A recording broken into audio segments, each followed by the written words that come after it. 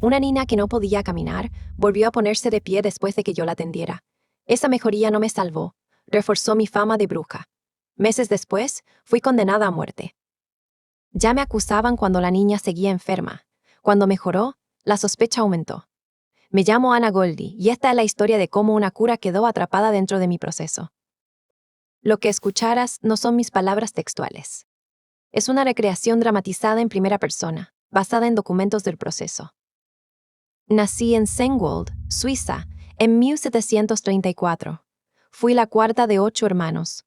Mi familia era pobre y desde joven trabajé dentro de las casas de otras personas. Los papeles me describen como criada. Limpiaba. Servía comida. Cuidaba niños y cambiaba de casa cuando el trabajo terminaba. Para una mujer como yo, el salario no era un detalle. Era la forma de seguir viva. En 1765 tuve un bebé. Murió poco después de nacer, en circunstancias que no quedaron claras. Me castigaron con 6 años de arresto domiciliario por su muerte. Años después tuve un segundo hijo en Estrasburgo, de mi relación con Melchior Zwicky. Después de su nacimiento, el rastro del niño desaparece de los documentos. Ninguna de esas pérdidas demostraba nada sobre el caso que vendría. Pero cuando un tribunal decidió convertir mi vida entera en una acusación, también volvió a abrir esas páginas. En septiembre de 1780 entré al servicio de Johann Jakob Tschudi en Glarus. Él no era solo el padre de la niña que cuidaba, era médico, consejero y juez. Mi patrón podía hablar como médico, intervenir como funcionario y sentarse entre quienes debían juzgarme. Yo llegaba a esa casa con un delantal. Él llegaba con 3 formas distintas de poder. A finales de octubre de 1781, la familia afirmó encontrar 9 alfileres en la leche de Anna María, su hija de 8 años, durante 5 días. Me acusaron de ponerlos y me despidieron. Los documentos que sobreviven no demuestran quién colocó esos alfileres, pero para la familia la respuesta ya tenía mi nombre. 18 días después de mi salida, la familia aseguró que la niña expulsaba alfileres, clavos y fragmentos de alambre. Según el expediente, aparecieron cerca de 100 objetos antes de Navidad. Eso fue lo que declararon. Nadie estableció racionalmente cómo llegaron allí y el relato de la niña no fue cuestionado de manera crítica. La explicación más cómoda seguía siendo yo. El 9 de febrero de 1782 publicaron mi descripción y ofrecieron una recompensa. A comienzos de marzo me encontraron trabajando en una posada de Degersheim. Cuando me llevaron de regreso a Glarus, Anna María ya no expulsaba objetos, pero sufría ataques y su pie izquierdo estaba contraído. La niña no podía caminar. Entre el 21 y el 29 de marzo la atendí durante varias sesiones. El método exacto no está completamente documentado, así que no voy a inventar un remedio. Lo que sí registran las fuentes es el resultado. La niña volvió a apoyar el pie, dio un paso, y después volvió a caminar. La recuperación no detuvo el proceso. Según el Diccionario Histórico de Suiza, me dio todavía más fama de bruja. Ese es el hecho documentado, no una frase inventada de los jueces. La acusación ya existía antes de la cura. Después de que la niña caminó, mi fama de bruja aumentó y el proceso continuó. En la práctica, la mejoría tampoco abrió una salida. El proceso comenzó el 1 de abril. En mi primer interrogatorio sin tortura, admití haber puesto los alfileres en la leche.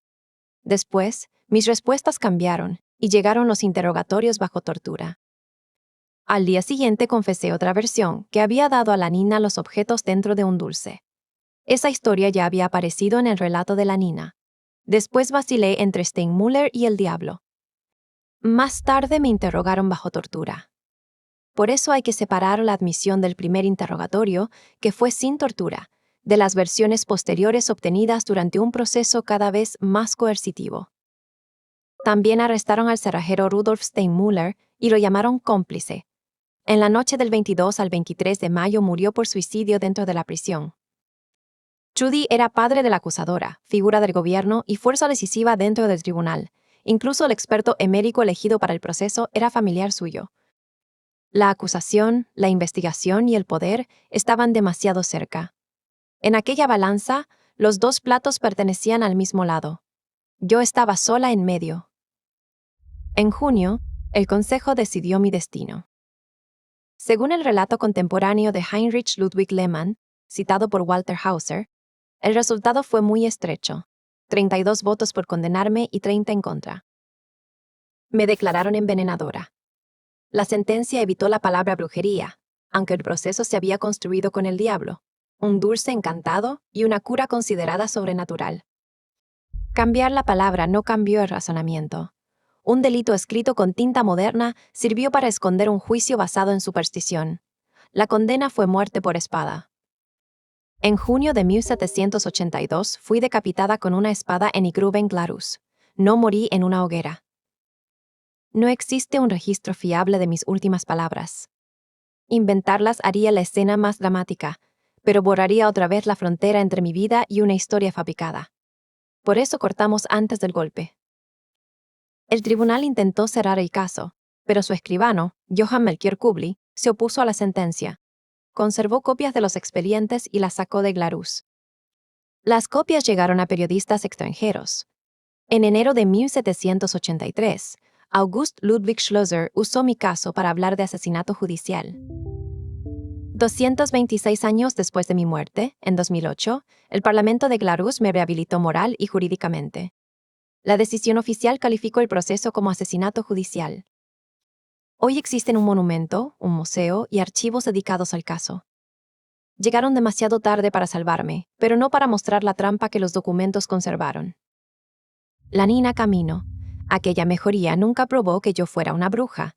Demostró hasta dónde puede llegar un sistema cuando cualquier resultado se convierte en una razón para condenarte. Esta fue mi vida documentada. Soy Anna Goldie. ¿Qué otra vida real deberíamos contar desde dentro? Esto es Vida Ajena.